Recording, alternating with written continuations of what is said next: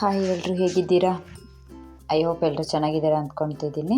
ನಾನು ನಿಮ್ಮ ಕಾವ್ಯ. ನಾನಿವತ್ತು ನಿಮಗೆ ಎಗ್ ಪಪ್ಸ್ ಮಾಡೋದು ಹೇಗೆ ಅಂತ ಹೇಳ್ಕೊಡ್ತಿದ್ದೀನಿ. ತುಂಬಾ ರುಚಿಯಾಗಿರುತ್ತೆ, ಕೂಡ ಟೇಸ್ಟಿಯಾಗಿರುತ್ತೆ. ನೀವು ಕೂಡ ಮಕ್ಕಳಿಗೆ ಮನೆಯಲ್ಲೇ ಮಾಡಿಕೊಡ್ಬೋದು. ತುಂಬ ಚೆನ್ನಾಗಿರುತ್ತೆ. ಒಂದ್ಸಲ ಟ್ರೈ ಮಾಡಿ ನೋಡಿ. ಬನ್ನಿ ಮಾಡೋದಕ್ಕೆ ಏನು ಅಂತ ನೋಡ್ಕೊಳ್ಳೋಣ. ಬೇಯಿಸಿರೋ ಮೊಟ್ಟೆ ತೊಗೊಂಡಿದ್ದೀನಿ, ಬ್ರೆಡನ್ನು ಪುಡಿ ಮಾಡಿ ಇಟ್ಕೊಂಡಿದ್ದೀನಿ, ಈರುಳ್ಳಿ, ಟೊಮೊಟೊ, ಹಸಿಮೆಣಸು, ಶುಂಠಿ ಬೆಳ್ಳುಳ್ಳಿ ಪೇಸ್ಟು, ಅರಿಶಿನ, ಧನಿಯಾ ಪುಡಿ ತೊಗೊಂಡಿದ್ದೀನಿ, ಮತ್ತು ಮೈದಾ ಹಿಟ್ಟು ಮತ್ತು ಚೀಸ್ ತೊಗೊಂಡಿದ್ದೀನಿ. ಬನ್ನಿ ಮಾಡೋದು ಹೇಗೆ ಅಂತ ನೋಡೋಣ. ಮೊದಲಿಗೆ ನಾನು ಸ್ವಲ್ಪ ಮೈದಾ ಹಿಟ್ಟನ್ನು ಚೆನ್ನಾಗಿ ಕಲಿಸ್ಕೊಳ್ತೀನಿ. ಸ್ವಲ್ಪ ಉಪ್ಪು ಮತ್ತು ಸ್ವಲ್ಪ ಎಣ್ಣೆ ಹಾಕ್ಬಿಟ್ಟು ಚೆನ್ನಾಗಿ ನೀರು ಹಾಕಿ ನಾದ್ಕೊಳ್ತೀನಿ. ನಾನು ಸ್ವಲ್ಪನೇ ಮಾಡೋದ್ರಿಂದ ಸ್ವಲ್ಪನೇ ಹಿಟ್ಟು ತೊಗೊಂಡಿದ್ದೀನಿ. ಇದನ್ನು ಚೆನ್ನಾಗಿ ನಾದ್ಕೊಳ್ಳೋಣ.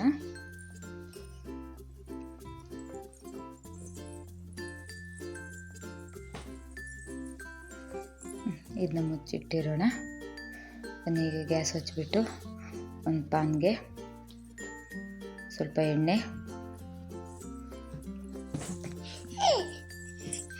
ಶುಂಠಿ ಬೆಳ್ಳುಳ್ಳಿ ಪೇಸ್ಟು, ಅದಕ್ಕೆ ಹೆಚ್ಚಿಟ್ಕೊಂಡಿರೋಂಥ ಈರುಳ್ಳಿ ಹಾಕ್ಬಿಟ್ಟು ಚೆನ್ನಾಗಿ ಫ್ರೈ ಮಾಡ್ಕೊಳ್ಳೋಣ.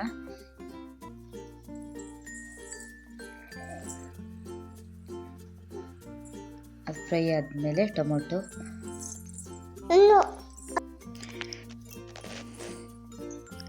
ಈಗ ಫ್ರೈ ಆಗಿದ್ಮೇಲೆ ನೋಡಿ, ಆಲ್ರೆಡಿ ಫ್ರೈ ಆಗಿದೆ ಅಲ್ವಾ. ಈಗ ಇದಕ್ಕೆ ಖಾರದ ಪುಡಿ, ಧನಿಯಾ ಪುಡಿ, ಸ್ವಲ್ಪ ಅರಿಶಿನ ಹಾಕ್ಬಿಟ್ಟು ಫ್ರೈ ಮಾಡ್ಕೊಳ್ಳೋಣ. ಸ್ವಲ್ಪ ರುಚಿಗೆ ತಕ್ಕಷ್ಟು ಉಪ್ಪು, ಸ್ವಲ್ಪ ನೀರು.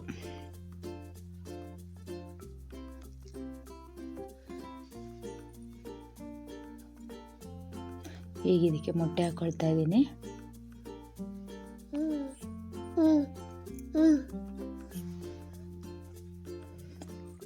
ಮೊಟ್ಟೆ ಯಾಕೆ ಹಾಕ್ಕೊಳ್ತಾ ಇದ್ದೀನಿ ಅಂದರೆ, ಮೊಟ್ಟೆಗೆ ಸ್ವಲ್ಪ ಉಪ್ಪು ಖಾರ ಈಗಲೇ ಹಿಡಿದು ಬಿಡಲಿ ಅಂತ ಹಾಕ್ಕೊಳ್ತಿದ್ದೀನಿ.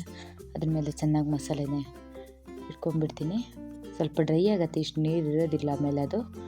ಈಗ ಇದಕ್ಕೆ ಕೊತ್ತಂಬರಿ ಸೊಪ್ಪು ಉದುರಿಸ್ತಾ ಇದ್ದೀನಿ. ನೋಡಿ, ಆಲ್ರೆಡಿ ಈ ಥರ ಆಗಿದೆ.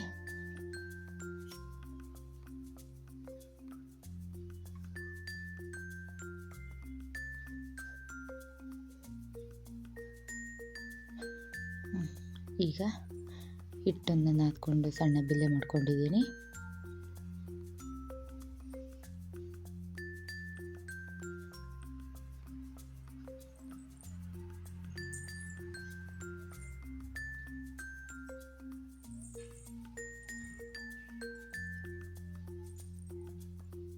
ನೋಡಿ, ಇಷ್ಟು ತೆಳುವಾಗಿ ಮಾಡ್ಕೊಂಡಿದ್ದೀನಿ ಬಿಲ್ಲೆ. ತುಂಬ ದಪ್ಪ ಮಾಡ್ಕೊಳಕ್ಕೆ ಹೋಗಬೇಡಿ.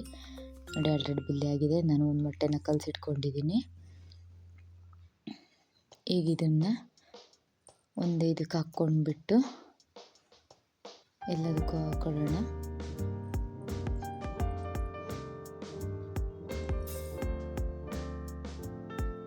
ಸಿಂಪಲ್ಲಾಗಿ ಆದಷ್ಟು ಬೇಗ ಆಗತ್ತೆ. ಎಣ್ಣೆ ಆಲ್ರೆಡಿ ಕಾಯಕ್ಕೆ ಇಟ್ಕೊಂಡಿದ್ದೀನಿ. ಅದ್ರ ಮೇಲೆ ಸ್ವಲ್ಪ ಚೀಸ್ ಉದುರಿಸ್ಕೊಳ್ಳೋಣ.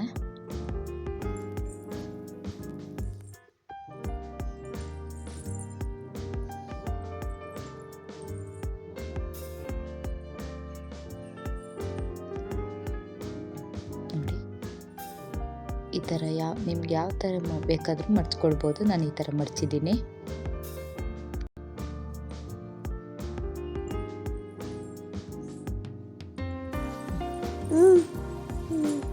ಈಗ ಅದಕ್ಕೆ ಮೊಟ್ಟೆ ಎಲ್ಲ ಹಚ್ಚಿಬಿಡೋಣ. ಅದಕ್ಕೆ ಮೊಟ್ಟೆಯಲ್ಲಿ ಒಂದ್ಸಲ ಎತ್ಕೊಂಡ್ಬಿಟ್ಟು ಆಮೇಲೆ ಬ್ರೆಡ್ ಕ್ರಮ್ಸ್ ಮೇಲೆ ಒಂದು ಸ್ವಲ್ಪ ರೋಲ್ ಮಾಡ್ಕೊಳ್ಳೋಣ.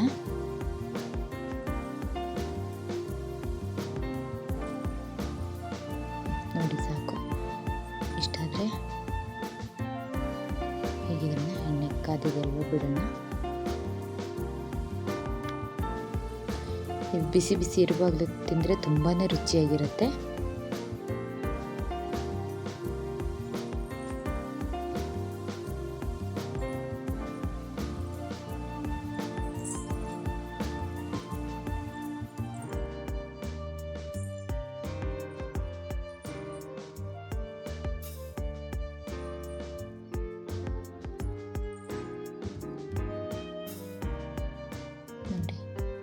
ಫ್ರೈ ಆಗಿದೆ ಅಲ್ವಾ.